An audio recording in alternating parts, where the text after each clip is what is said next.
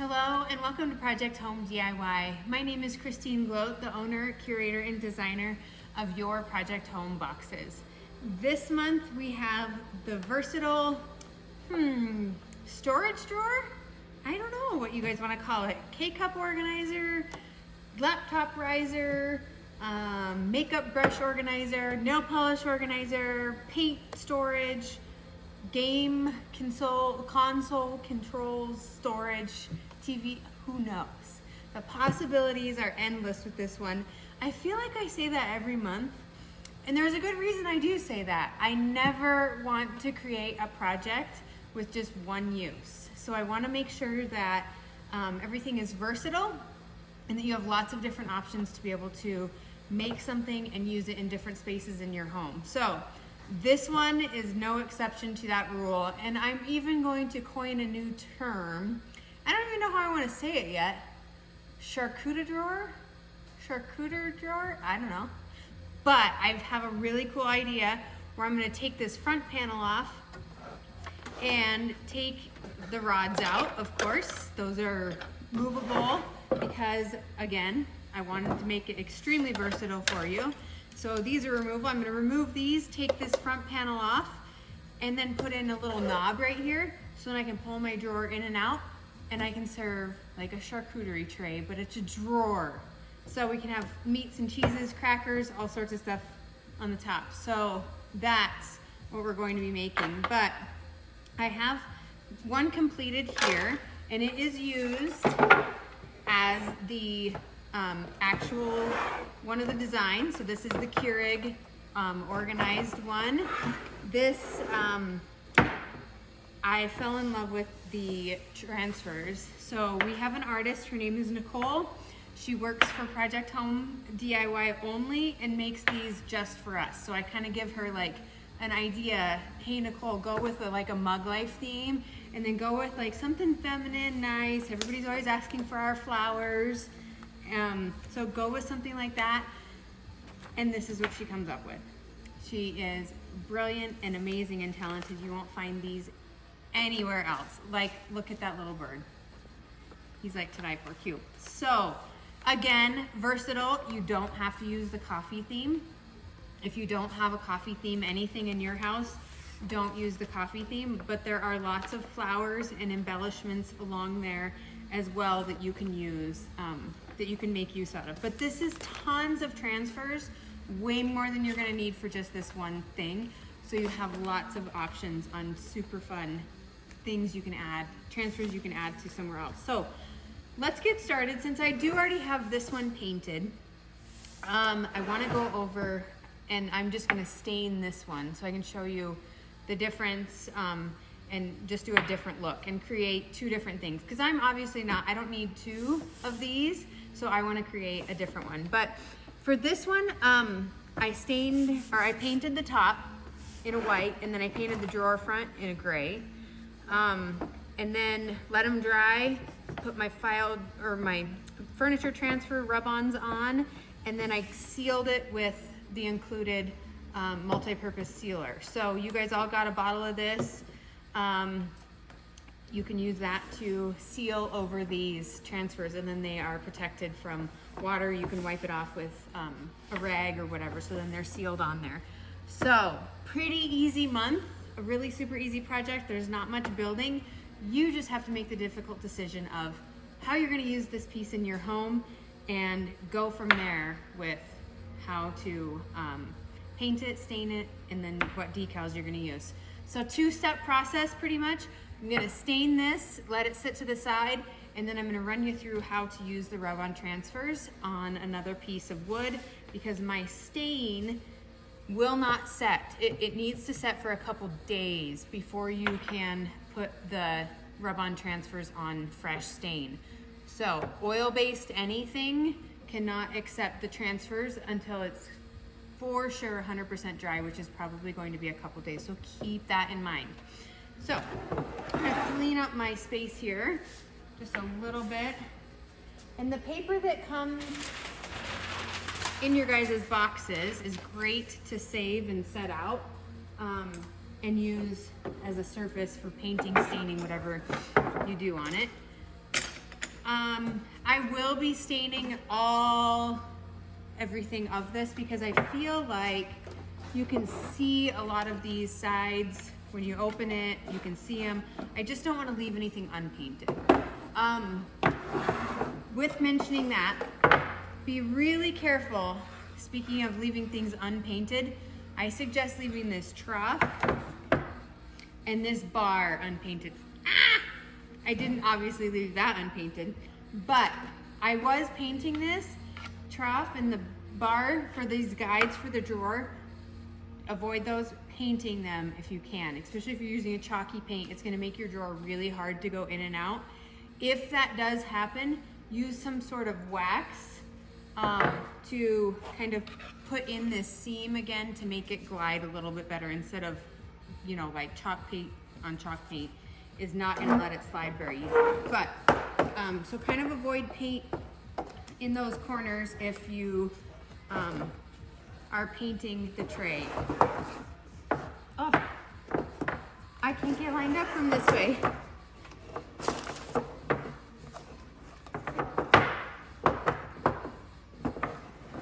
There we go. Okay, so I'm just gonna stain this. The stain I'm using is just a Minwax stain. The stain I use, it's oil-based, it's kind of stinky, that is true. I have here 2 cans with me. One is dark walnut, one is aged barrel. I use both and I mix the color 50-50.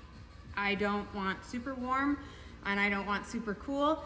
And to me, this creates the perfect warm, cool stain color that I really like. I'm actually doing this in my entire house. We are in the middle of a full gut remodel right now. And this is actually my baseboard and trim color as well as doors. So yeah, I'm kind of committed to it. So this is the color I'm gonna be doing here. If you ever do stain, it's a super simple process. It's actually one of my favorite ways to cover things. But do wear gloves. You don't need to get that stain everywhere. And let's see, since I did a 50-50 mix, it is in this cup. So that's what I'm gonna be working out of. And I just use a junk rag. A tip, don't put your stain on the paper. And that is because your paper can move and your stain can spill. So use your stain and then put it off to the side of the paper. So I just get my rag wet with stain and start wiping it on. But see how quickly that covers? And I like that idea. I am going against the grain and then I'll go over and kind of smooth it out. My rag has some little pieces of fiber coming off of it, but that's no big deal. There is the color. So like I said, it's not super warm, it's not cool. It's kind of in between. I love it. It's like a good all around color to me. You may want to check over your whole thing, see if there's any rough spots on the wood. You might have to sand a little bit. Just check that over. When you're staining, you can stain these rods. Stain won't cause friction like a paint would, so you're fine with doing that. But literally just rub it on everywhere. And you can see I haven't had to dip again. Just fine. I probably may not paint the top underside. Not a big deal. Won't see it much.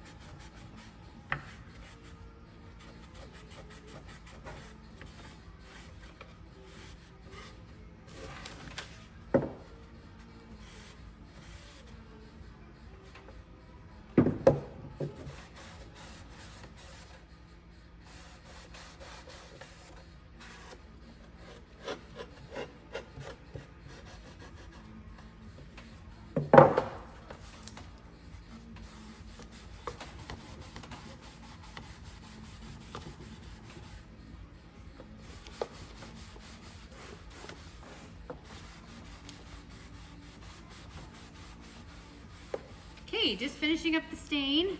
It stained really nicely. Kind of stayed out of the troughs. These little divot pieces where the spots are cut in for the rods, if you have a wet stain rag and a freshly dipped, go right into those right away with it, and you can offload most of what's in your rag in there, and they stain really easily that way. So that's the staining. Sometimes you'll notice on glued things that the stain didn't take in some areas, or not glued, wood things, the stain didn't take in some areas. So like right here, for instance, you can see some of the natural wood color come through, and that's because of when it was assembled, we use glue as well as nails to double ensure these are built well, but there's a little bit of glue right there. If that super bothers you, after it's dry a little bit, take your sanding block and just sand that spot until you sanded the glue off, and then you can go back over and stain, and it'll take away that natural wood color because you're actually being able to penetrate the wood with the stain. At the moment, the glue is there and it keeps it from penetrating the wood, so your stain color isn't taking right there. That is why, if you don't like it, then just sand it off once it's dry a little bit, and you can restain it right in those spots. So there is the stained piece. Again, if you choose to stain, the stain won't cause friction, but a chalk-based paint or a dry flat paint will cause friction on those rods, so just be mindful of that when you're staining or painting, to stay away from the inserts of the drawer. So for this one, I don't exactly know the use yet, but I do know it can create a really cool like gaming console station kind of thing. You can put your remotes TV remotes in here, just put a couple of these rods in, and like smaller things can go on the side. So you only have to use a couple of them, like stand stuff up over here, something big here. These are super versatile, so you can use them, put them in if you need the separation. But then you can put like the console on the top, or DVD player, or that's another idea.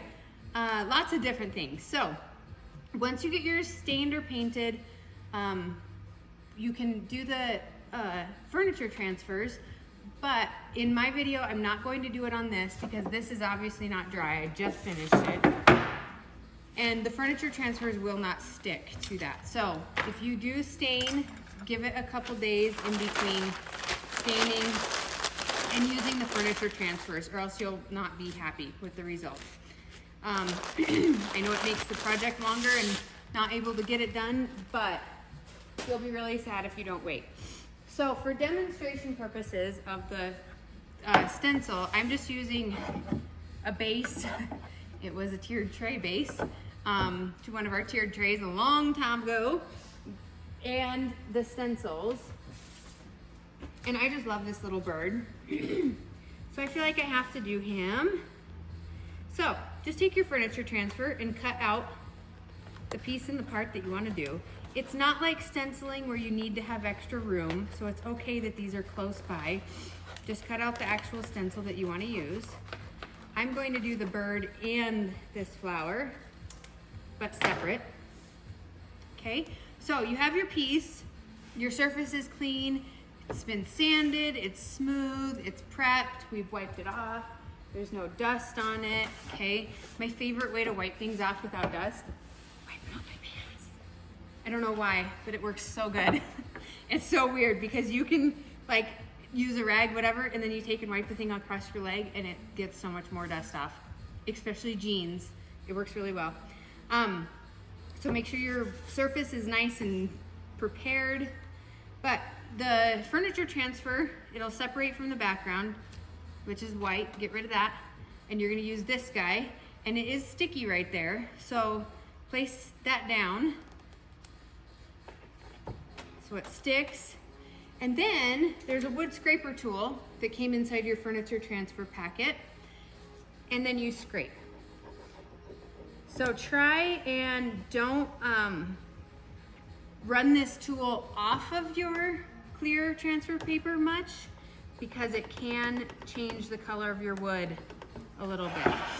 But as you can see, this is separating, the top piece of paper layer is separating from the transfer down below that's actually staying. You can see it created like a bubble right there. That's our goal, okay? So we wanna rub until we see it kind of separate from that. Be careful because you can dent your wood and you would be sad. So be careful not to go too hard with that. I'm using an X-Acto knife to get this up. I can't, there we go. So now, once I can see it sort of down, I'm gonna just pull it back just a tiny bit while I keep pressing hard. And I'm watching, watching, watching. It's still going, we're good. It's not pulling anything up. If you've done vinyl transfers or vinyl sticker stencils, this is kind of the same thing. Okay. You can see a tiny bit of it came up, but once I released it, released all the way from this paper, it stuck. So our transfer is on. Don't use this anymore, you'll scrape it up. Okay, just kind of press it down, get all those edges down, and he's good, okay? That's pretty much how you put these on. Super pretty, super easy. If you want to round a corner, like I did here, if I want to run this over, how about we'll run it over the edge right there, like that? I have it just a little bit over the edge. I'm gonna do this top piece first. Okay, stick it down. And then it makes it really easy. If you have an X-Acto knife that's already put together, makes it easier. Okay, there. Okay, then I'm gonna cut this right at the edge. I'm gonna set that there, and I'm gonna finish this piece first.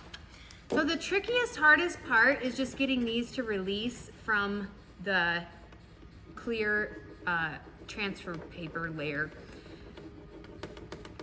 But if they're squished down, you should be fine. So start peeling up. If you see a piece that's not sticking, use this and scrape it back down as you pull up. Don't scrape on the actual transfer, scrape over the clear base on the top. And this one's just coming right off perfectly. They're so forgiving. Like, don't panic if you, oh look, don't panic if you left, if a piece got left on. Find where it goes, match it back up, and scrape it down, and it's gone. Okay, so here's this little piece left over. It's gonna go on the edge, and I'm just gonna line that up right there. It's also okay if it's not perfect. Nobody but you will ever notice.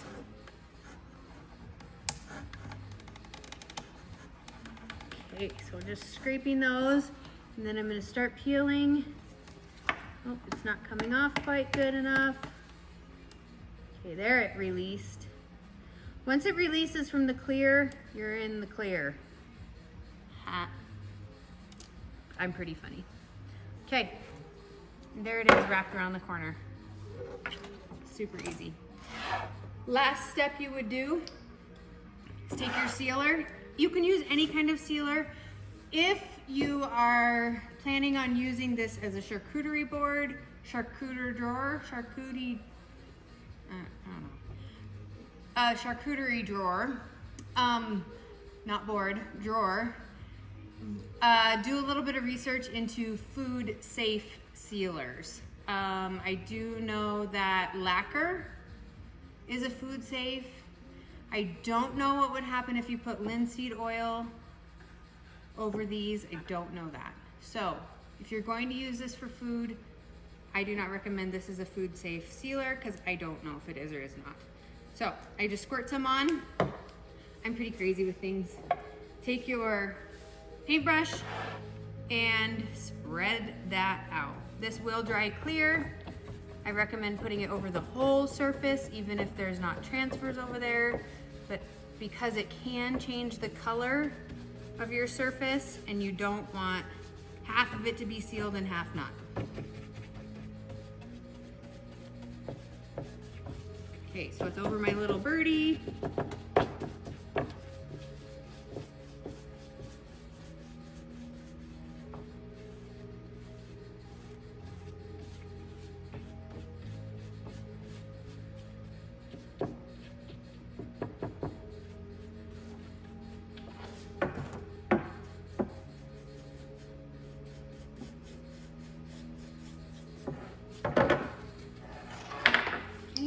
Put this down a little bit more.